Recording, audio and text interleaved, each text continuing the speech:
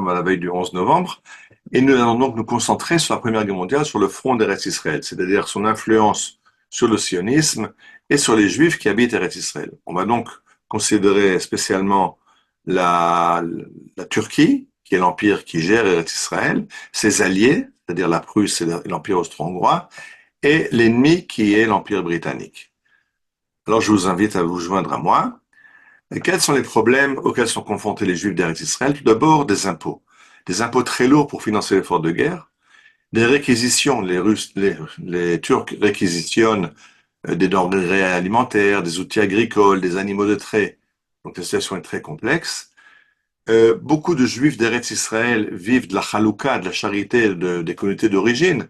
Et comme la Turquie est en guerre avec la Russie, on ne peut plus faire passer d'argent de la Russie vers Eretz Israël, donc les pauvres n'ont plus de ressources, puisque l'argent n'arrive plus. Et si ça ne suffisait pas, il y a des catastrophes naturelles comme une invasion de sauterelles en 1915 et des épidémies de typhus et d'autres maladies. Donc beaucoup de Juifs d'Eretz Israël vont mourir de faim, vont mourir de maladies. En plus de ça, les Turcs annulent les capitulations, qui était un régime qui permettait aux citoyens non ottomans d'être représentés par les consuls européens, ce qui leur permettait d'être jugés de façon plus égale dans un litige avec un musulman local. S'ils étaient jugés par le cadi musulman, ils avaient toujours tort, mais ils pouvaient être jugés par leur consul. Les Turcs annulent ces capitulations et donc, au lieu d'être représentés par des consuls européens, les Juifs maintenant sont citoyens d'un pays ennemi et donc leur situation légale est très précaire. Et dernière chose, c'est que les Turcs demandent aux résidents de prendre la nationalité turque de façon à être soumis à la conscription militaire, et ceux qui ne veulent pas doivent quitter le pays. Et cela créera des gros problèmes, la situation est tellement complexe, et la pauvreté tellement terrible, et la faim, et les maladies, qu'on aura un gros problème, à être confronté à un gros problème de prostitution parmi la population juive de Jérusalem, parce que c'est le seul moyen, en fait, de subsister, de survivre dans les conditions terribles de la Première Guerre mondiale. Alors, pourquoi, a priori, la Turquie a-t-elle rejoint le camp de l'Allemagne? Alors, on va regarder un petit film. Or, pourquoi la Turquie passe-t-elle dans le mauvais camp, alors qu'elle avait 2 chances sur 3 de conserver encore longtemps ce pays, c'est-à-dire en choisissant la neutralité ou en choisissant le camp des vainqueurs, la France et l'Angleterre? Pourquoi? Eh bien, je vais vous dire pourquoi. C'est à peine croyable. Un amiral prussien qui commandait la flotte du Kaiser dans l'Adriatique va sans ordre, 24 heures avant la déclaration de la guerre entre l'Angleterre et l'Allemagne, va foncer avec son escadre de 2 grands croiseurs sur Constantinople. Il force les Dardanelles, il arrive devant la capitale, et c'est à ce moment-là que la Turquie doit de force passer dans le camp de ceux qui vont perdre la guerre, et c'est à cause de cela que la Turquie va perdre la terre appelée Palestine à l'époque. Je vais vous dire le nom de cet amiral. Il s'appelait Souchon, et c'était un descendant des Huguenots chassés par Louis XIV en 1685. Ce qui fait qu'on peut dire, un bon sioniste pourrait dire ici, n'est-ce pas, pour faire un peu d'ironie, dire merci Louis XIV. Merci Louis XIV, puisque l'amiral Souchon, n'est-ce pas, alors qu'il était parti sans ordre de son Kaiser, a permis que la Turquie perde Jérusalem et tout le pays. Bien, alors merci Louis XIV. Quand les Anglais arrivent en Eretz Israël, la situation est difficile. On les voit, il faut qu'ils traversent le désert du Sinaï, ils arrivent d'Égypte, alors on voit comment le problème de traverser le désert avec le ravitaillement, avec les ânes, les mulets, les chevaux, c'est pas évident. Les Anglais vont faire venir des soldats des colonies parce que les soldats anglais, la majorité des soldats anglais est engagée en France pour la bataille de la Somme, la bataille de la Marne, toutes les grandes batailles de la Première Guerre mondiale. Et donc, ils amènent des troupes qui viennent d'Extrême-Orient, qui viennent des Indes, qui viennent d'Australie, de Nouvelle-Zélande. Et là, on voit les Light Horsemen, la cavalerie légère australienne, qui arrive sur le front d'Eretz Israël. Les Anglais ont aussi un corps de chameliers. Alors on voit leurs chameaux. Ils ont même un journal, Barak, The Camel Corps Review. Donc ils ont leur journal. Ils utilisent aussi les chameaux. Mais ils vont surtout engager l'arme absolue, la nouvelle arme secrète qui vient d'être développée, qui est le tank. Euh, Ils vont l'engager sur le front de Gaza quand ils veulent percer les lignes turques pour rentrer dans le pays d'Israël. Gaza, c'est la frontière. On vient d'Égypte. On passe d'abord par Gaza. Et voyons voir le tank engagé sur le front de Gaza. זהו הטנק, הנשק הסודי הבריטי. הוא נחשף לראשונה בפעילות מבצעית בעזה. לאחר שני ניסיונות עקובים מדם לכבוש את עזה בכוח חיל הרגלים, הוכנס הטנק למערכה. אבל גם הוא לא הצליח לשנות את המצב.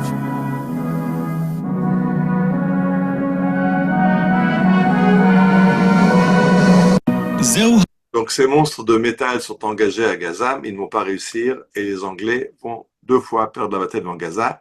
Ils n'arrivent pas à entrer en Israël. La photo qui vient, je l'ai mise parce qu'elle me plaisait juste de voir les cavaliers australiens à Shahar Haggai. Ceux qui connaissent Shahar Haggai aujourd'hui, c'est tout boisé, le travail du KKL qui a replanté des forêts en Eretz Israël. Et là, on voit à gauche la photo de 1917. On voit les collines entièrement nues.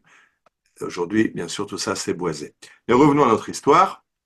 Le front d'Eretz Israël est confié à un général turc du nom de Ahmed Jamal Pacha, un gars très cruel.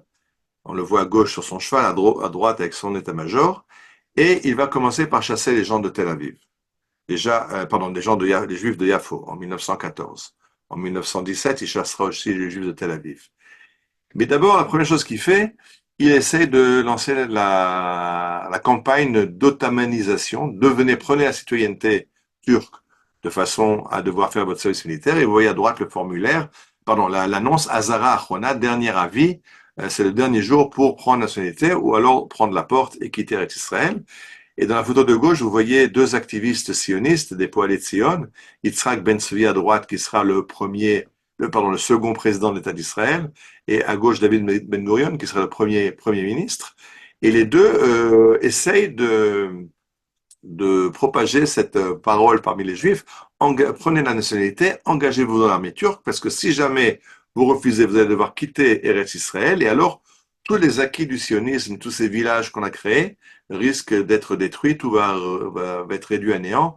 Donc on n'a pas le choix. Vous voyez avec les tarbouches turcs, venez, rejoignez-nous, mais finalement eux aussi vont devoir quitter Eretz Israël.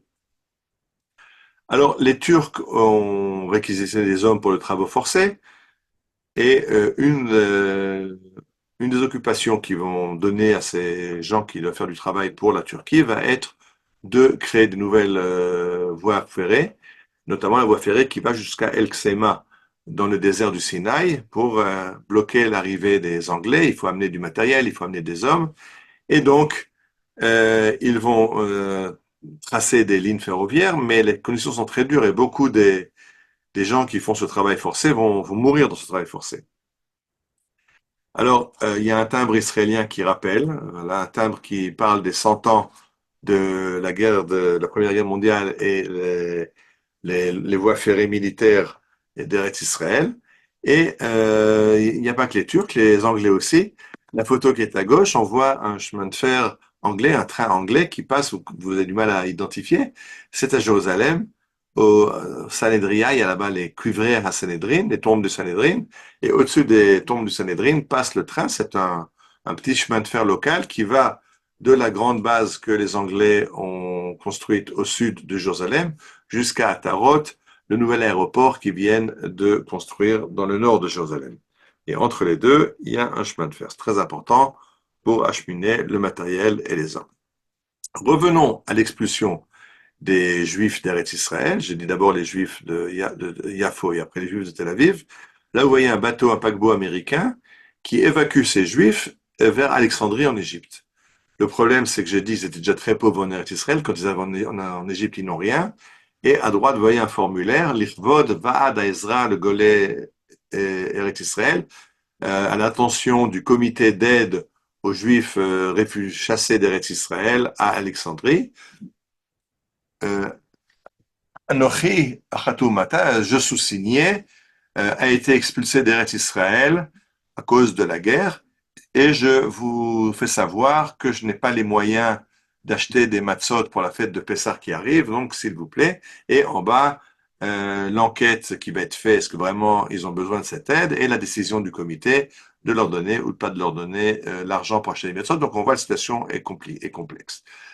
À gauche, vous avez maintenant une peinture de Nahum Gutman, le grand peintre de Tel Aviv, ceux qui connaissent Ahuzat Bayit, le premier quartier de Tel Aviv, puisque Tel Aviv a été fondé en 1909, on est en 1917, c'est-à-dire on est 8 ans après la fondation de Ahuzat Bayit Tel Aviv. On voit le gymnase Herzliya et les premières maisons, et vous voyez un gardien qui est couché par terre, parce que la ville est abandonnée. Les Juifs ont dû quitter, certains éjectés vers l'Égypte et d'autres vers les villages du nord d'Israël, parce qu'avec l'avancée des troupes anglaises, les Turcs ont peur d'une 5e colonne. Ils décident de ne pas laisser les Juifs à Tel Aviv pour éviter qu'ils n'aident les Anglais. Mais on laisse quelques gardiens, vous voyez, le gardien très occupé là qui est couché par terre à côté de son fusil. Les maisons qui sont barricadées, vous voyez, les fenêtres ont été barricadées avant que les Juifs ne quittent. Et la ville est une ville fantôme. La situation est très dure et à droite, vous avez un carré dans le cimetière de Kfar Saba, un petit village au nord de Tel Aviv à l'époque. Et là-bas, il est marqué, voici les tombes des réfugiés de Tel Aviv pendant la Grande Guerre, qui sont morts de faim et du typhus. Et ils ont été enterrés sans nom, et la tombe ne porte pas de nom, juste une dalle de béton. Dans le nord d'Israël, à Kinneret, il y a aussi un cimetière où sont enterrés des réfugiés de Tel Aviv et beaucoup de tombes portent le nom Almoni, inconnus, des gens qui sont arrivés très pauvres et qui disparaissent. J'avais fait une conférence sur la Corse et Israël et la communauté juive de Tibériade, elle, a été déportée en Corse. Pourquoi? Parce qu'ils ont la citoyenneté française, ils sont algériens, ils sont venus d'Algérie. Donc, ils ont cette citoyenneté française depuis le décret Crémieux. Et donc, ils vont vers la France n'en veut pas, et la Corse leur propose l'accueil. Et c'est comme ça que la communauté de Tibériade va se reformer à Bastia et à Ajaccio, en Corse. J'ai parlé de l'invasion des sauterelles. En 1915, les sauterelles arrivent et on déclare la guerre contre les sauterelles qui détruisent toutes les récoltes. Et c'est Aaron Aronson, un botaniste de renommée mondiale qui habite à Atlit, qui est nommé par les Turcs chef de la lutte contre les sauterelles. Il va demander à former une équipe et un laissez-passer pour toute la région, puisqu'il faut qu'ils suivent les essaims de sauterelles. Et c'est idéal d'avoir un laissez-passer dans une région en guerre et avoir des équipes en qui il a toute confiance, parce qu'il y aura ses neveux, ses cousins et sa sœur, et c'est la famille agrandie. Ça lui permet de monter un réseau d'espionnage, le réseau Nili, qui va espionner au profit des Anglais. D'ailleurs, le général Allenby dira que les rapports du Nili lui ont économisé la vie de 100 000 soldats. Mais ce n'est pas seulement... Là, on voit un timbre nouveau émis en mémoire de ce réseau. On voit le Managam, le bateau anglais qui vient devant Zichron Yaakov chaque mois pour récupérer les informations glanées par le Nili. On voit la chef du réseau, Sarah Aronson, la sœur de Aaron, et Avshalom Feinberg. On voit sur le timbre aussi Yosef Lishansky, encore une célébrité du réseau. Mais ce qui est important, c'est qu'en plus de faire de l'espionnage, Aaron Aronson va monter un réseau qui va ramasser de l'argent pour les Juifs en Eretz Israël. Puis j'ai expliqué que la situation est catastrophique. L'argent de Russie ne vient plus, n'arrive plus. Les gens sont dans une pauvreté terrible. Et non plus, ils meurent de faim, littéralement. Et Aaron Aronson va motiver la communauté juive américaine. Et le bateau, le Managam, qui vient chaque mois devant Zichron Yaakov pour récupérer les informations, va amener des fonds récoltés par le judaïsme américain pour subvenir aux besoins des Juifs d'Eretz Israël. Attention, tout arrive en monnaie d'or, parce que la monnaie papier est entièrement dévaluée et ne vaut presque plus rien. Et ça va être distribué d'abord aux réfugiés de la région de Tel Aviv, et plus tard, ça va être élargi à toute la population nécessiteuse d'Eretz Israël. Et celui qui s'est occupé de faire arriver cet argent, c'est Aronson. Le responsable de la distribution va être Meir Dizengoff, le maire de Tel Aviv. En parallèle, un autre juif, Zeev Jabotinsky, qui fait partie du mouvement sioniste, mais qui lui a tout à fait une autre vision que Herzl, c'est ce que faire quitter le mouvement sioniste. Il va dire, Herzl voulait faire de la politique, obtenir une charte qui donnerait le pays d'Israël au peuple juif. Jabotinsky a dit, aucun peuple n'a jamais reçu un pays en cadeau, il faut se battre pour ce pays, il faut donc faire une armée pour libérer Eretz Israël de la Turquie, et il voit l'opportunité dans la guerre qui atteint Eretz Israël. Il demande aux Anglais de créer une force juive qui va participer au combat en Eretz Israël, et donc après on pourra demander aux Anglais, on s'est battu pour cette terre qui était la nôtre, et on en veut la possession. Dans un premier temps, les Anglais sont très réticents, et tout ce qu'ils acceptent de faire, c'est de créer une force de muletiers. Ce sont des gens qui ont des mules et qui amènent du ravitaillement, des munitions aux combattants. Ils vont être engagés à Gallipoli, qui va être un désastre, un fiasco de l'armée anglaise. Et là, le général, le colonel qui le commande, le colonel Patterson, va être ébahi par la bravoure de ces muletiers juifs qui vont amener leur mules avec le ravitaillement jusqu'aux lignes de front. Quand les soldats aguerris s'enfuient devant l'ennemi, les muletiers continuent à avancer sous le feu. Et donc, dans un prochain stade, le colonel Patterson va appuyer la demande de Jabotinsky de créer une unité combattante. Et cette unité va être créée, c'est ce qu'on va appeler les Gdoudim Haevrim, les régiments juifs, la légion juive de l'armée anglaise. Dans le timbre de gauche, vous voyez leur symbole, la menorah, et à droite, le colonel John Henry Patterson qui dirige, Jabotinsky sera son adjoint, mais c'est un colonel anglais qui dirige ces 3 bataillons juifs de l'armée anglaise. Le premier bataillon a été levé parmi des juifs de Whitechapel, des juifs qui habitent en Angleterre. Le second bataillon, le 39e fusiliers royaux, vient formé de juifs des États-Unis. Et le troisième, le 40e fusiliers royaux, sera composé de juifs d'Eretz Israël. Donc lui sera créé un peu plus tard, en 1918, après que les Anglais aient conquis Eretz Israël. Les juifs d'Eretz Israël se joindront, créer un nouveau bataillon qui se joindra à la bataille dans la bataille en Syrie. Là, vous voyez le bataillon juif devant le Kotel à Jérusalem. Et à la fin de la guerre, une fois qu'ils seront démobilisés, ils créeront des villages agricoles. Un des villages, c'est le Moshav Avichail, qui se trouve juste à côté de Netanya, où aujourd'hui il y a un musée, Muséon Agdoudim, qui raconte l'histoire de ces juifs dans l'armée anglaise, et aussi on a ajouté il n'y a pas longtemps l'histoire des juifs dans la brigade juive de l'armée anglaise à la Seconde Guerre mondiale. Et c'est pour ça que les drapeaux que vous voyez ici, vous voyez le drapeau anglais, le drapeau américain, c'est de là que viennent ces juifs qui s'engagent dans l'armée anglaise. Et maintenant, nous passons à début de la guerre. C'est-à-dire que, pas au début de la guerre, à l'arrivée des troupes anglaises à Gaza. Ils ont déjà 2 fois échoué devant Gaza. Les Anglais donc relèvent le général qui commande le corps expéditionnaire et nomment le général Allenby comme nouveau chef du corps expéditionnaire en Palestine. Et lui a un chef du renseignement militaire qui s'appelle Meinhard Sagen, Richard Meinhard Sagen, qui a écrit des mémoires et qui est un gars très intéressant. Et lui décide de tromper les Turcs. On va monter une nouvelle attaque sur Gaza, une 3e attaque de Gaza, pour faire croire aux Turcs qu'on va attaquer Gaza, mais en fait on va attaquer à Beersheba, qui est beaucoup plus loin. Mais pour que les Turcs gardent leurs troupes à Gaza et pas à Beersheba, il faut leur faire croire que l'attaque porte sur Gaza. Alors qu'est-ce qu'il va faire ? Il va essayer de se faire détecter par une patrouille turque. Il va exprès lâcher des plans d'attaque sur Gaza en espérant que les Turcs vont gober le leur et vont croire que la prochaine attaque sera de nouveau sur Gaza. Alors c'est un extrait du film qui s'appelle The Light Horseman qui raconte l'histoire des troupes Anzac, des troupes australiennes et néo-zélandaises dans leur guerre en Eretz Israël. A bunch of idiots and can be relied on to gossip. I think we can manage that. We're getting into enemy territory, sir. Yeah. Oui, qui va chercher I thought we would be. la patrouille turque. You see, I do have to get as far east as I can. Then I ask why, sir? Of course. Plus vite. Pardon? Ok.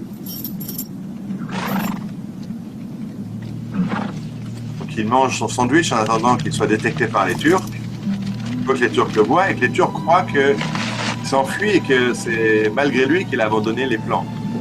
S'il les offre aux Turcs, les Turcs comprendront que c'est un piège. Là, il blesse son cheval pour avoir un petit peu entaché de sang les documents pour qu'ils soient convaincus que effectivement ils ont blessé un officier anglais et qu'il allait laisser son sac avec ses plans malgré lui.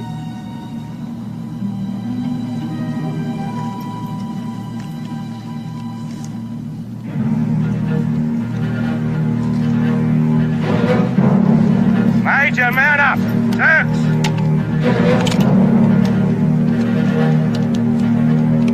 Il est tout content, c'est ce qu'il attendait.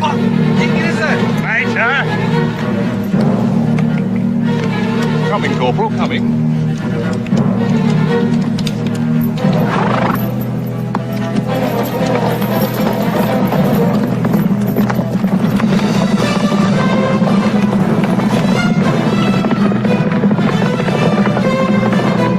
Onlar çok ileride. Bırak gitsinler be.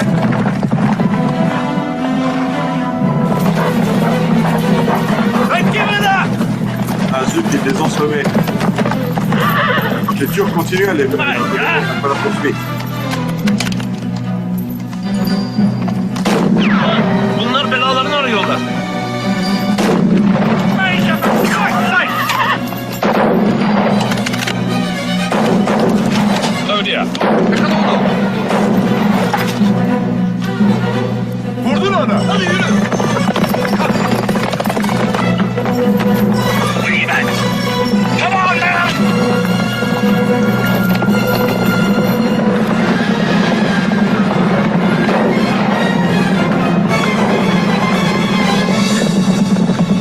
You are right. These papers make it clear. 2 brigades. Bien, donc les Turcs ont les plans et vont tomber dans le panneau et comprendre que la prochaine attaque sera sur Gaza et donc ils ne vont pas renforcer les défenses de Beersheba, ce qui va être une grave erreur. Voyons donc l'attaque sur Beersheba. La cavalerie australienne et néo-zélandaise, qu'on appelle ANZAC, c'est les initiales Australian New Zealand Army Corps, sont de light horse. C'est une cavalerie légère, c'est une cavalerie, mais ils ne combattent pas à cheval. Le cheval, c'est un moyen de transport qui les amène au contact de l'ennemi, et alors ils démontent et ils attaquent à pied. C'est une troupe de cette zone d'infanterie.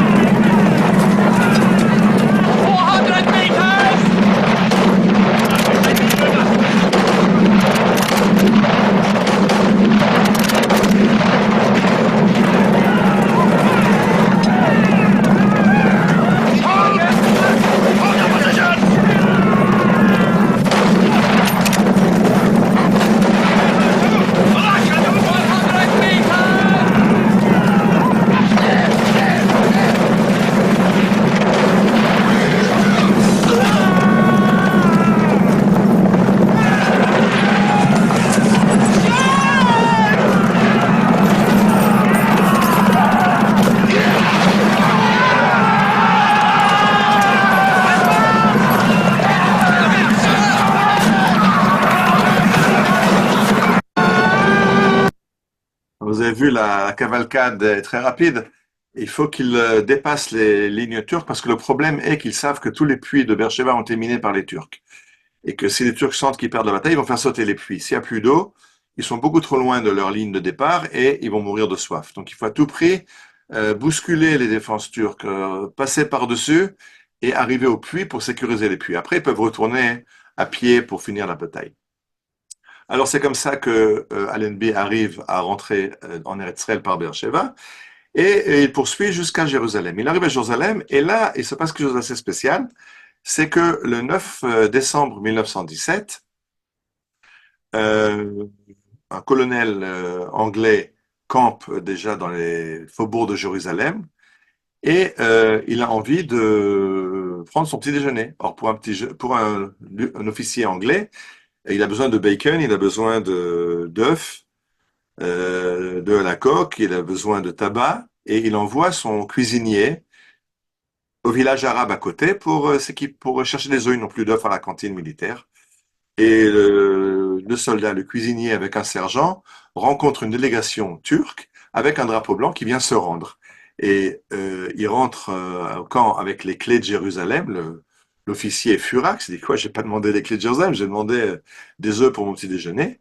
En plus, c'est quoi ça que Jérusalem, la ville se rend à un cuistot, donc retourner chercher le maire de Jérusalem et qui se rende au commandant de la brigade 2 heures plus tard.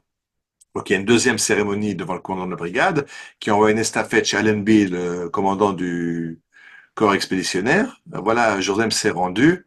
Là maintenant c'est Allenby qui rentre dans une colère dingue. C'est quoi Jérusalem se rend à un colonel, c'est moi demain. Dites-leur que j'arrive à Jérusalem et on fera la cérémonie après-demain à l'entrée de Jérusalem. Il y a un monument à Jérusalem qui, car Allenby, ceux qui connaissent, à côté de la station centrale des bus, qui rappelle la reddition de Jérusalem. Jérusalem ne s'est pas battue. Il n'y a pas eu de combat à Jérusalem. C'est une des rares fois dans l'histoire où la ville s'est rendue ville ouverte. Les Turcs ont décidé d'abandonner la ville et de ne pas se battre pour Jérusalem. Et le lendemain, donc, arrive Allenby à Jérusalem. Vous le voyez à gauche, à la porte de Jaffa. Il rentre à pied. Jérusalem, c'est pas une ville où on rentre à cheval. Il rentre à pied dans Jérusalem. Ceux qui connaissent la porte de Jaffa, il y a une très belle horloge qui n'existe plus parce que les Anglais ne l'aiment pas, ils l'ont détruite. Et devant la citadelle de David, là-bas se fait la cérémonie officielle. On voit le général et tout son état-major et devant l'armée anglaise. Et il proclame la fin du règne turc et le début de la domination britannique de Jérusalem. Et ça se passait à Hanouka de 1917. Là, on voit des prisonniers turcs, vous voyez à droite, Augusta Victoria, le mont Olivier, et des prisonniers turcs qui sont ramenés de Jéricho. Dans cette photo-là, on voit les cavaliers australiens qui sont au pied du mont Sion. C'est un peu flou dans l'image, mais on voit les monts Sion et la muraille de Jérusalem. Et de là, ils continuent pour pousser vers le nord. Mais là, ils ont un grand obstacle qui s'appelle le Oudja. Oudja, c'est une rivière qu'on appelle Nahar Yarkon. C'est la rivière qui traverse le nord de Tel Aviv.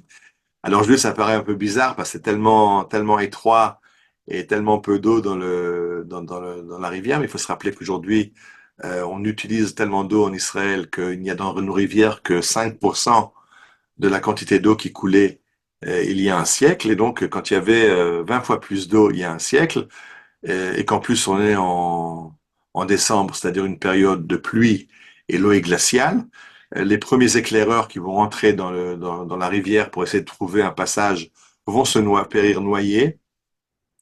Et finalement, les Anglais vont réussir à traverser le Oudja avec des radeaux. Il faut bousculer les défenses turques de l'autre côté, les mitrailleuses turques. Ils vont essayer en 2 fois. La première fois, ils vont rater. Il y a une deuxième attaque. Et pour pouvoir traverser avec des radeaux, comme eux, ils ont besoin de leurs chevaux pour rapidement atteindre les batteries turques, ils vont aller à la colonie allemande. Il y a 2 colonies allemandes à Tel Aviv, Valhalla et Sarona. Et là-bas, ils vont, dans les maisons, prendre les tapis des Allemands pour tapisser les radeaux qui vont traverser le Yarkon de façon à ce que les sabots des chevaux ne fassent pas de bruit. Bien sûr, la traversée va être de nuit pour que les sentinelles turques ne les entendent pas et n'ouvrent pas le feu sur les troupes qui traversent. et les Anglais vont traverser le Oudja. Le front va rester maintenant pendant 3 mois sur le Yarkon. Ils viennent de traverser le Yarkon, mais au lieu de pouvoir continuer vers le nord, le front s'enlise parce qu'il y a de grandes batailles en Europe. Je crois que c'est la bataille de la Somme, si je ne me trompe pas, ou de la Marne. Je vérifierai. Et donc, le haut commandement anglais demande à Allenby d'envoyer toutes ses troupes aguerries vers la France ils ont besoin de troupes fraîches en France. Et ces troupes-là ont déjà une grande expérience du combat, donc il les envoie en France. Allenby reçoit de nouveau un contingent, mais il faut les former. Donc, il va leur donner 3 mois, de formation militaire. Et ce qui va bloquer la guerre en Eretz Israël pendant 3 mois jusqu'à que arrivent les nouvelles recrues et qu'elles soient formées au combat. Le combat reprend et maintenant dans le nord d'Israël arrivent de nouvelles unités et quelque chose de nouveau dans la guerre, c'est la guerre aérienne. Alors on l'a vu dans la prise de Beersheba, on a vu un avion turc qui lâche des grenades au-dessus des soldats anglais qui attaquent. Mais les Allemands ont carrément déplacé 2 escadrilles, la 204e bavaroise, 304e bavaroise qui vient camper à Merchavia, en Basse-Galilée, dans la vallée de Jezreel. Vous voyez le timbre avec l'aviateur allemand et son avion, et la ferme de Merchavia, c'était le village agricole juif qui est juste à côté. Pourquoi c'est important? Parce que là, vous voyez dans la photo à droite, vous voyez l'avion, vous voyez le campement de l'armée de l'air allemande, et derrière, c'est un peu dur à voir, les bâtiments de la coopérative agricole de Merchavia. Là-bas, les Allemands vont rencontrer un petit peu les jeunes pionniers juifs, parce que ces jeunes pionniers parlent yiddish et parlent allemand. Donc c'est l'occasion de rencontrer un petit peu une jeunesse qui parle la même langue et de jouer les mêmes musiques et de danser à Merchavia. Mais quand ils veulent vraiment une bonne bière allemande ou de la musique allemande dans une ambiance allemande, il faut qu'ils aillent à Haïfa. Là-bas, il y a le colonie allemande aussi à Haïfa, et là-bas, il y a les pubs allemands. Le problème est, on dit pas pub en allemand, pub c'est anglais. Enfin bon, les brasseries allemandes. Le problème, c'est que pour aller à Haïfa, il y a une ligne de chemin de fer, là, une ligne de chemin de fer qui traverse la vallée de Jezreel, mais le directeur des chemins de fer dit, je n'ai plus de locomotives, elles sont toutes réquisitionnées pour amener des matériels sur le front. Et donc, le commandant de la base aérienne va lui dire, mais est-ce que tu aurais des wagons même sans locomotive? Il dit, des wagons, j'ai pas de locomotive. Et alors, ils vont mettre une hélice d'avion avec un moteur d'avion sur un wagon, et c'est comme ça que, propulsés par un moteur d'avion, les aviateurs allemands vont aller à Haïfa pour boire leur bière, et après, ils vont remettre le moteur de l'autre côté du wagon pour retourner vers Merchavia.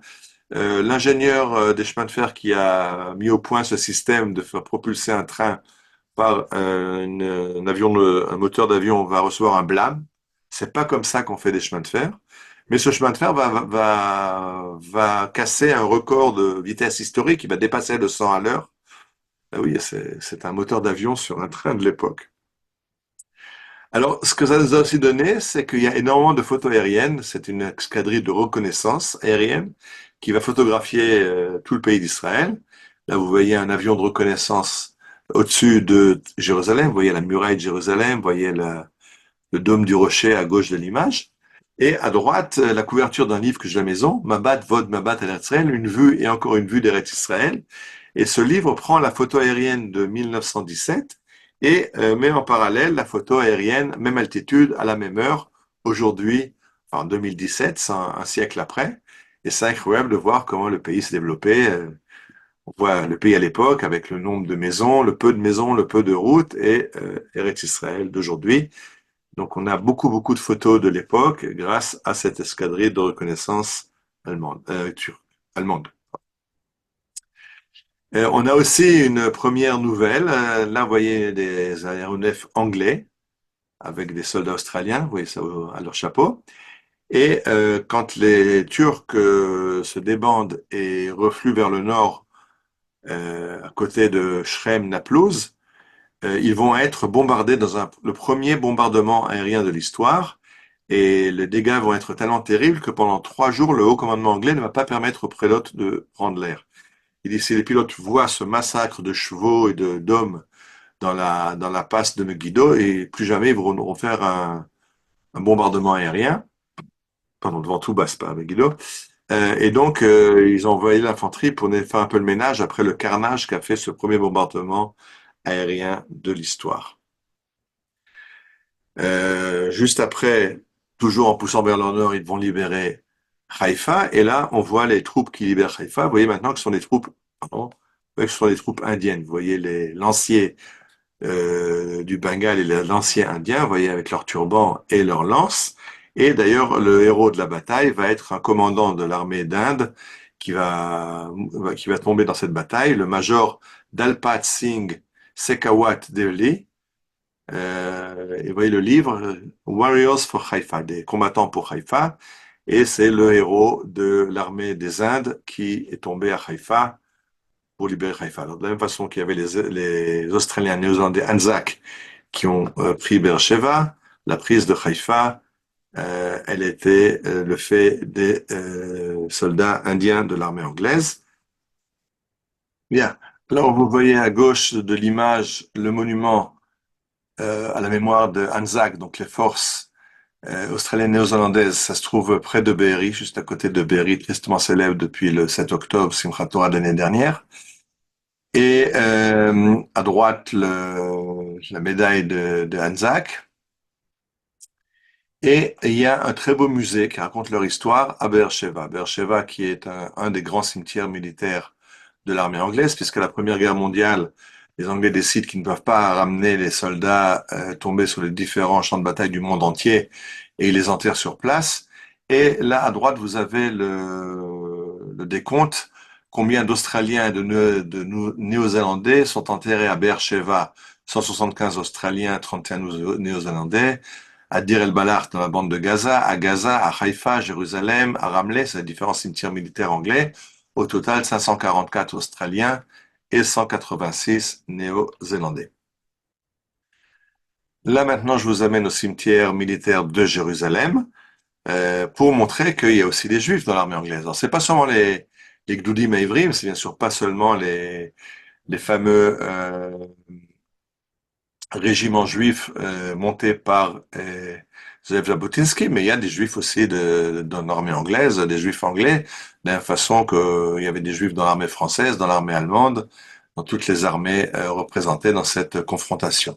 Là, c'est un carré de juifs, vous voyez les Magen David dans ces trois tombes, donc il y a aussi beaucoup de tombes juives au mont des Oliviers, au Har HaTzofim, dans le cimetière militaire de la Première Guerre mondiale. À la fin de la guerre, vers la fin de la guerre, en novembre 17, donc juste avant la prise de Jérusalem, c'est le moment où Lord Balfour émet sa fameuse déclaration Balfour du 2 novembre 1917, dans laquelle il annonce que le gouvernement de Sa Majesté voit d'un œil favorable l'établissement d'un Home national juif en Palestine. Il y a beaucoup de raisons politiques à cette déclaration. Mais c'est vrai que c'est maintenant ce que Jabotinsky attendait. On s'est battu pour Eretz Israël, on a un droit sur Eretz Israël, et pour beaucoup de Juifs, c'est le début de l'État d'Israël qu'on attend depuis 2000 ans. Alors, c'est vrai, et beaucoup de Juifs l'attendent avec grande impatience, Chaim Bartzman, Nachum Sokolov, les leaders du mouvement sioniste. Il y a aussi des Anglais qui sont très sont très sionistes pour des raisons de théologie anglaise, dans lesquelles il faut que le peuple d'Israël revienne sur sa terre. Et c'est une raison pour laquelle il y a beaucoup de parlementaires anglais qui votent pour, parce que ça rentre dans leur théologie chrétienne. Mais il y a aussi les opposants. Alors, il y a les opposants, et parmi les opposants les plus virulents, on trouve les Juifs anglais, qui disent non, un instant, on veut pas c'est quoi un État juif en Eretz Israël? Nous, on est citoyens anglais, on a reçu les droits égaux, les droits des citoyens, on est des Anglais de confession juive, on n'a rien à voir avec ce pays chaud au Moyen-Orient, et ils vont essayer de mettre des bâtons dans les roues. Le Lord Montagu, qui est le cousin du Lord Herbert Samuel, qui sera le premier le premier Nativ Elion, le gouverneur anglais d'Eretz Israël, alors lui était sioniste et son cousin est antisioniste. Il va tout faire pour faire capoter cette décision Balfour. Et finalement, les plus virulents vont être l'Agudat Israël, le mouvement Agudat Israël, donc un mouvement orthodoxe qui s'est créé en Allemagne, qui a voulu faire des communautés séparées pour se séparer du judaïsme réformé, va essayer de torpiller cette proposition euh, de Lord Balfour. Mais le problème, c'est que quand ils veulent arriver en Angleterre pour s'opposer, ils ne peuvent pas puisqu'ils sont citoyens allemands, que l'Allemagne est en guerre avec l'Angleterre, donc ils n'ont pas de permis d'arriver aux États-Unis, en Angleterre, et heureusement pour nous, ils n'arrivent pas à bloquer ce projet. Leur chef de file, le professeur Yaakov Israël Dahan, va écrire des pamphlets contre cet État juif. C'est quoi cette idée folle? Mais heureusement, ils n'ont pas réussi à imposer leur vision des choses et la déclaration Balfour sera la ligne officielle de l'Angleterre qui voit d'un œil positif la création d'un home national juif en Eretz Israël. Avec cette opposition de Agudat Israël, le Rav Kook va se tourner vers le Imre Emet, le Admour de Migour, le chef des Chassidim de Gour. Les Chassidut de Gour, c'est la plus grande cour chassidique d'Europe de l'Est. Il s'agit de dizaines de milliers de Chassidim. Et le Rav Kook dit, Monsieur le rabbin, vous êtes favorable à l'établissement des Juifs en Eretz Israël, au retour des Juifs en Eretz Israël. Il faut à tout prix contrer cet effort de la Goudat Israël de bloquer la déclaration Balfour. À droite, c'est la lettre que le Rav Kook écrit au Imre Emet. On n'a pas sa réponse. Le Imre Emet est un petit peu plus mitigé dans sa réponse. Mais c'est important de voir qu'il y a eu ces discussions dans le peuple juif pour ou contre la déclaration Balfour. Juste, c'est évident pour nous en Israël que la déclaration Balfour, c'était un grand pas en avant vers l'État d'Israël, mais ça n'a pas été évident à l'époque et il y avait une grande opposition parmi les antisémites anglais et parmi les juifs qui ne voulaient pas d'un État. Un peu plus tard, à l'occasion de l'anniversaire du roi George V, il y aura des grandes annonces de prier pour le roi et son gouvernement. Voilà, pour le George V Yarumodo et sa famille, et le ministère des Affaires étrangères, monsieur Arthur Balfour. Donc, elle se trompait, c'était pas à l'occasion de l'anniversaire, c'est à l'occasion de la délégation Balfour que le rabbinat déclare un jour de prière pour le roi et pour son ministre des Affaires étrangères.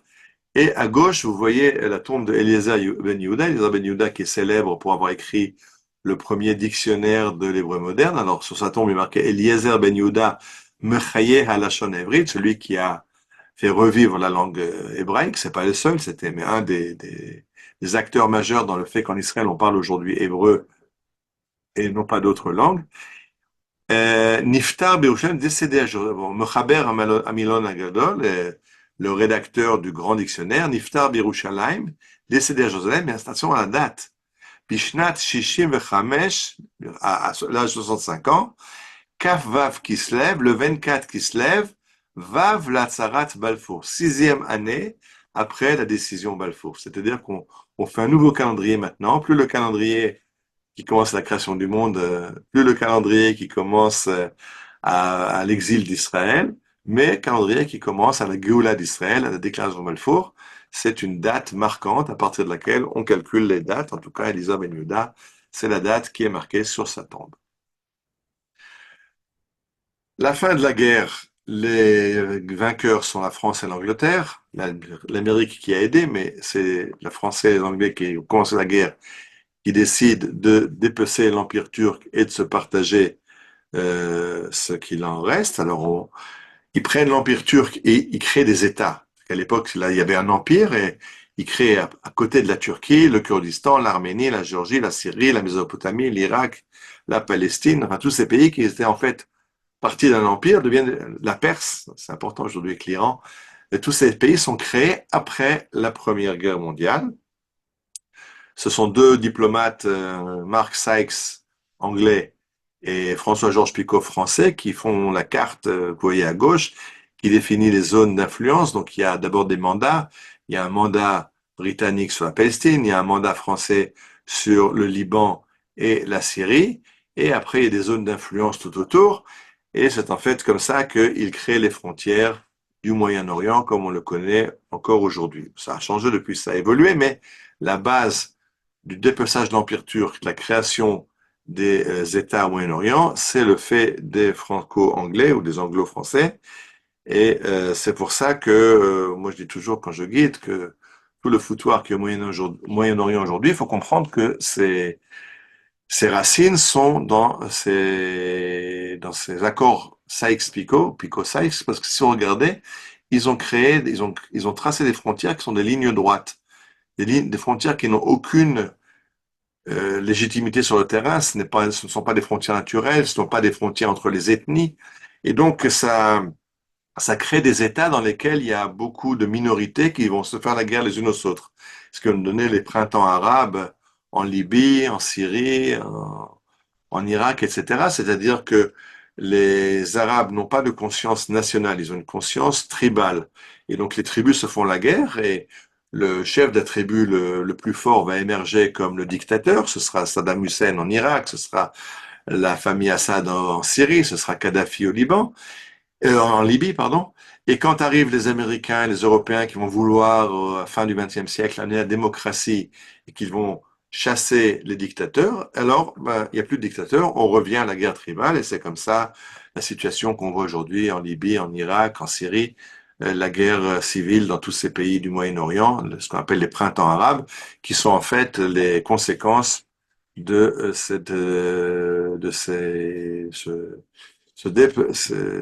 dépeçage de l'Empire turc, l'Empire ottoman, en États qui n'ont aucune légitimité dans la région. Alors, les Anglais nomment un premier gouverneur d'Israël qui s'appelle Lord Heber Samuel, qui est un juif. Et quand il arrive à Jérusalem, il va être appelé à la Torah dans la synagogue de la Chourva, la synagogue la plus grande de la vieille ville de Jérusalem. Et là-bas, on va lui donner l'insigne honneur de lire la Haftara, le Shabbat, donc la partie des prophètes qu'on lit après la Torah. Et il va faire la bénédiction. Et la dernière bénédiction qu'on fait quand on lit la Haftara, c'est Al-Kiso lo yeshev zar, velo yinchalu ad kovodo, achrim et kovodo, que sur le trône de David ne siégera pas un étranger. Et quand il finit cette bénédiction, le grand rabbin Ashkenaz d'Israël, d'Eretz Israël, nommé par les Anglais, le Rav Avraham Yitzhak Cohen Cook, qui est présent, va reprendre après lui Al-Kiso lo yeshev zar, sur son trône ne s'installera pas un étranger. C'est la première fois depuis 2000 ans qu'il y a un juif aux commandes du pays d'Israël. Alors, est-ce que c'est bien pour les juifs ou pas bien pour les juifs? On est très content d'avoir un juif aux commandes d'Israël, sauf que lui se sent plus anglais que juif, et très vite, il va prendre fait et cause pour les Arabes. D'abord, quand il arrive en 1920 prendre son poste en Eretz Israël dans le journal Haaretz, c'est pas l'Haaretz d'aujourd'hui, c'est l'Haaretz de l'époque. Alors, il y a un article de Lev Yafé qui raconte tous les espoirs que les Juifs d'Eretz Israël ont mis dans l'arrivée de Herbert Samuel et toute la joie avec laquelle il est accueilli par les Juifs d'Eretz Israël. Mais dans son discours, quand il quitte l'Angleterre à destination d'Eretz Israël, dans son discours, il dit mais il faut savoir que je ne viens pas seulement aider les Juifs et leur patrie, mais j'ai aussi dans mon projet d'aider le peuple arabe. Donc, il l'a déjà clairement dit avant de quitter l'Angleterre, et effectivement, c'est lui qui va nommer Haj Amin el-Husseini, grand mufti de Jérusalem, le mufti qui va après collaborer avec Hitler et qui va lever une légion bosnienne, une légion arabe de la SS, une légion musulmane de la SS, la Waffen-SS, et qui va dire que à Hitler, contentez-vous de prendre le pays d'Israël aux Anglais et nous on s'occupera de l'extermination des Juifs, et il a déjà prévu les plans des fours crématoires dans la vallée de Dotan, les mecs Dotan. Donc ça, ce grand ami d'Israël était nommé par Lord Herbert Samuel, un Juif, mais qui étaient malheureusement plus anglais que juifs. Alors, la fin de la guerre mondiale a vu en fait a vu l'expansion de l'Empire britannique, qui est maintenant le grand vainqueur avec la France, ce pays où le soleil ne se couche jamais. Et c'est très intéressant parce qu'ils ont reçu cet empire énorme quand ils ont annoncé qu'ils allaient aider les Juifs à construire leur État. Mais dès qu'ils vont faire marche arrière et qu'ils vont commencer à soutenir le mouvement nationaliste arabe, à créer le mouvement nationaliste arabe, parce que c'est eux qui l'ont créé, il faut se le rappeler. Ils l'ont créé par opposition au mouvement sioniste, parce que les Juifs sont pas des natives comme ils ont l'habitude. Dans les colonies, ils ont l'habitude que les natives font ce que le shérif blanc leur dit. Les Juifs ne font pas ce que les Anglais leur disent, donc ils vont créer un mouvement nationaliste arabe qui va s'opposer aux Juifs. Et donc, quand il y aura des clashs, on aura besoin du shérif anglais pour ramener l'ordre. C'est eux qui, en fait, l'origine du conflit arabo-israélien en Israël, c'est aussi la création des Anglais. Après, ils vont publier des livres blancs qui vont limiter l'alliance en Israël, et donc il y aura une seconde guerre mondiale qui va voir la fin de l'Empire britannique. C'est-à-dire qu'ils ont reçu leur empire pour aider, ils n'ont pas aidé, ils ont disparu de la carte, et c'est très important parce que aujourd'hui, il y a eu des élections aux États-Unis, et Donald Trump a reçu un mandat pour gérer cette très grande nation que sont les États-Unis. Alors il faut lui rappeler une vérité première, que les Anglais, tant qu'ils ont voulu aider Israël, ont été le plus grand empire du monde. Quand ils ont lâché Israël, ils ont disparu. Et que ce Shabbat, on va justement lire dans la Torah, la paracha Lech Lecha, où il est marqué, Vavarecha, Vavarechecha, Unkelecha Aor, Venivrechu Becha Kol Mishpechot Adam. Dieu donne sa mission à Abraham, notre ancêtre, elle lui dit, quitte ton pays, va vers le pays que je t'indiquerai, vers le pays de Canaan. Et là-bas, je bénirai ceux qui te béniront, je maudirai ceux qui te maudiront, et tous les pays de la terre, toutes les familles de la terre auront la bracha grâce à toi.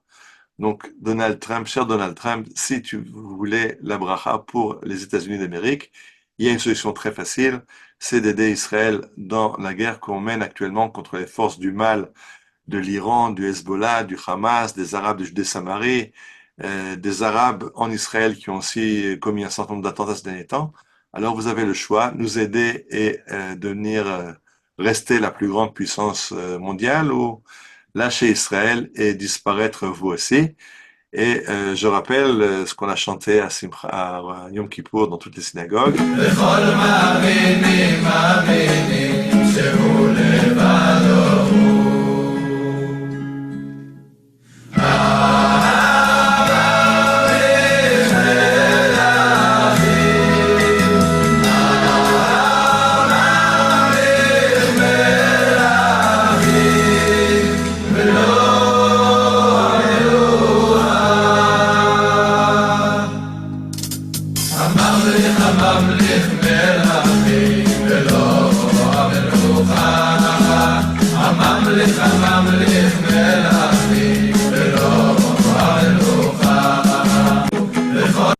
C'est Dieu qui est le seul roi, qui nomme les rois du monde. Amamlich Melachim, c'est lui qui nomme les rois. Velo Amluchal, on espère qu'il a nommé Donald Trump pour qu'il fasse avancer le projet de la Géoula. Et comme j'ai l'habitude dans cette période de guerre, finissons par la bracha pour l'État d'Israël et les soldats d'Israël.